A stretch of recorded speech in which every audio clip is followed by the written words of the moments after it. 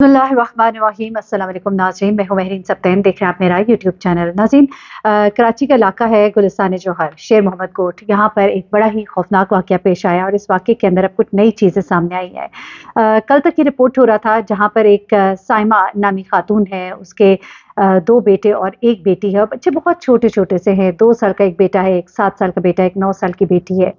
और ये तीनों बच्चे जो है घर के अंदर मुर्दा पाए जाते हैं और बड़े खौफनाक तरीके से इनको कत्ल किया जाता है।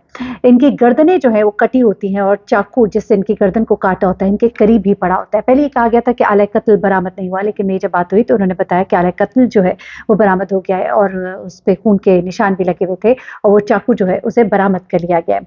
अब हुआ क्या, बेसिकली ये अरशद नामी शख्स है जिसका ये घर है। अरशद के पास कुछ और भी घर है जिनको इसने किराए पे चढ़ाया है, वहां से इसको एक अच्छा अमाउंट जो है वो हासिल होती है। और ये शख्स जो है ये रात को जब अपने घर वापस आता है तो ये देखता है कि घर के सहन में एक बच्चे की लाश पड़ी है। अंदर जाता है तो अंदर एक कमरे में बीवी की कटी हुई गर्दन कटी लाश पड़ी होती है और साथ वाले कमरे में बाकी 2 बच्चों की कटी हुई लाश पड़ी होती है, गर्दन कटी हुई। ये बकौल इसके जो इसे पुलिस को बयान दिया, ये कहता है कि मैंने फौरन ही अपने भाई को फ़ोन किया और उसके बाद मैंने उसको बताया कि इस तरह का ये वाक़या जो है ये पेश आ गया है और इसका भाई जो है यानी कि इन बच्चों का चचा जो है इमदाद अली, वो फौरन ही इसके पास घर आया। उसके भाई ने अब जो बात बताई वो भी आपको बताती हूँ, जो इसने स्टोरी पुलिस को बताई वो भी बताती हूँ और इस खातून के वालिद ने कुछ बताया और उसके बाद कुछ हमसायों ने बातें बताई हैं। ये सब बातें आपको बताती हूँ। फिर पुलिस किस तरह से कातिल तक ऑलमोस्ट पहुंच गई है। कहा यह जा रहा है कि ये कातिल जो है वही है जिसके बारे में यकीन है पुलिस को कि इसी ने कत्ल किया है। अब होता क्या है कि ये शख्स अपने भाई को बुलाता है। अब भाई जो है ये पुलिस को जो बयान देता है वो भी मैं जरा आपको सुना देती हूँ।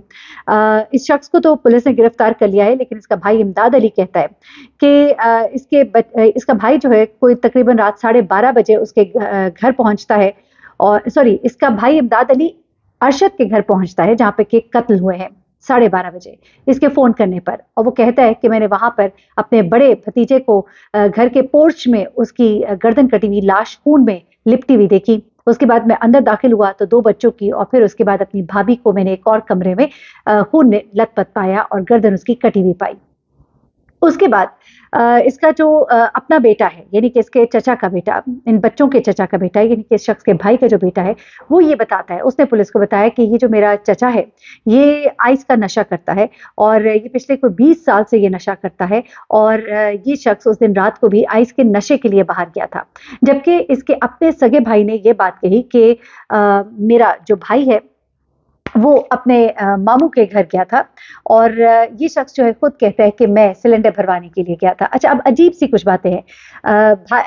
चचा कह रहे हैं कि सिलेंडर भरवाने गया है, माजरत के साथ चचा ने कहा सिलेंडर भरवाने गया है। वो कहता है कि मैं मामू को मिलने गया, मैं वापस आया तो मैंने घर में अपनी बीवी और बच्चों की कटी हुई लाशें जो है वो पाई। लेकिन जो खातून के वालिद हैं वो क्या बताते हैं जरा वो भी सुनिएगा। वो कहते हैं कि ये मेरा जो दामाद है ये रात गए मेरे घर आया और इसने मुझे कहा कि जब मैं घर आया हूँ तो मैंने घर पे अपनी बीवी और बच्चों की कटी हुई लाशें जो है वो देखी है और उसने इनकी लाशों को जिन्ना अस्पताल जो है मुंतकिल भी करवा दिया था। उसने कहा कि मेरी बच्ची को और मेरे नवासों को कत्ल करने वाला जो है वो यही शख्स है और इसके खिलाफ उन्होंने FIR कटवाई। अच्छा, अब जो अरशद है उससे पुलिस ने जब पूछताछ की तो इसने पहले एक मुख्तलिफ स्टोरी सुनाई, वही स्टोरी जो इसने पहले सुनाई थी कि मैं मामू के घर गया।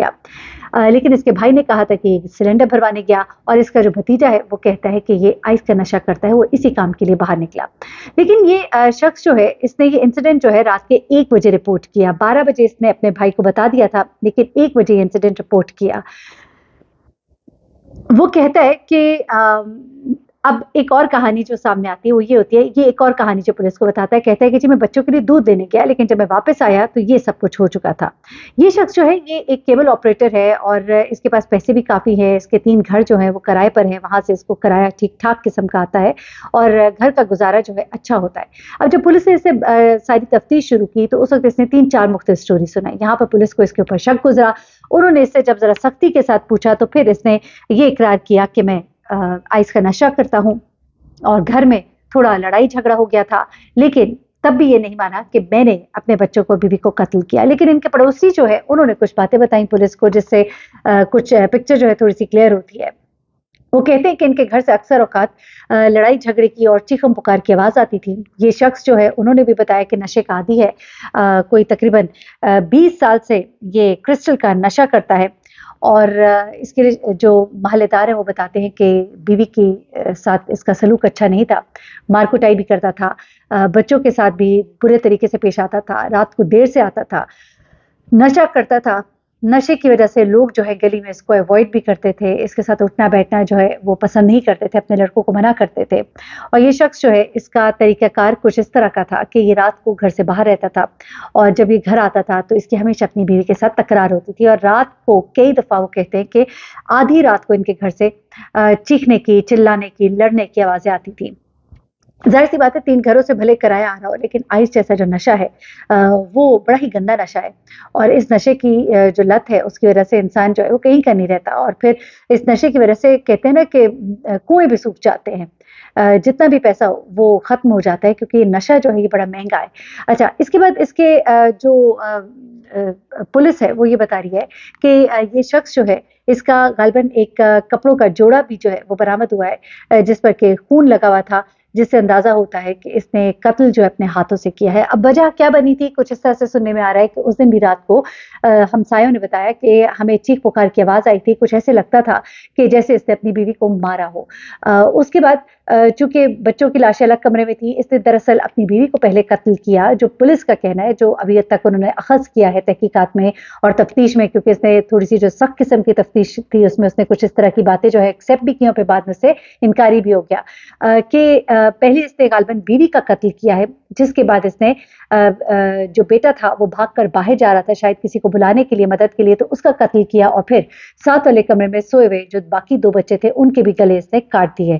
یعنی کہ پہلے لڑائی اس کی بیوی کے ساتھ ہوتی ہے, بیوی کا خاتمہ کرنے کے بعد یہ بھاگنے والے بیٹے کا تعاقب کرتا ہے, بڑا بیٹا جو کہ باہر نکلنا چاہتا ہے, مدد کے لیے پکارنا چاہتا ہے, اس کا گلا کاٹتا ہے, اور اس کے بعد ساتھ والے کمرے میں موجود باقی جو 2 بچے ہیں ان کا بھی وہ قتل کر دیتا ہے.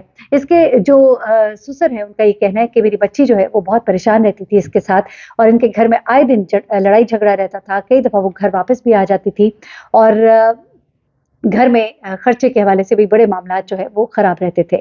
یہ سب کچھ ان کا کہنا ہے, اور اسی بنیاد پر انہوں نے اپنے اس داماد کے خلاف اپنی بیٹی اور اپنے بچوں کا جو ہے وہ یعنی کہ نواسوں کا مقدمہ جو ہے وہ درج کرایا ہے, FIR کٹوائی ہے. اب دیکھیے کہ یہ آنے والے وقت میں کیا بتاتا ہے, کیا ہوا تھا, وہ آخری لمحات میں وہ کیسے معاملات تھے جن کی بنا پر اس نے اپنی بیوی کا گلا ہی کاٹ ڈالا, اتنی بے دردی کے ساتھ کہ چھری سے اس کو ذرا بھی ترس نہیں آیا جب اس نے اپنے بچوں کو قتل کیا, جب ان کی گردنیں کاٹی. کس قدر غلیظ ہے یہ نشہ. اللہ تعالیٰ اس نشے کی لت سے سب کو بچائے اور سب کو اپنے زمان میں رکھے, اپنے ارد گرد نظر رکھیے, اور نشے کی جو لت ہے اس سے اپنے اور اپنے پیاروں کو اور ارد گرد لوگوں کو محفوظ رکھنے کی کوشش کیجیے. بہت خیال رکھیے گا اپنا, دعا میں یاد رکھیے گا. اللہ حافظ.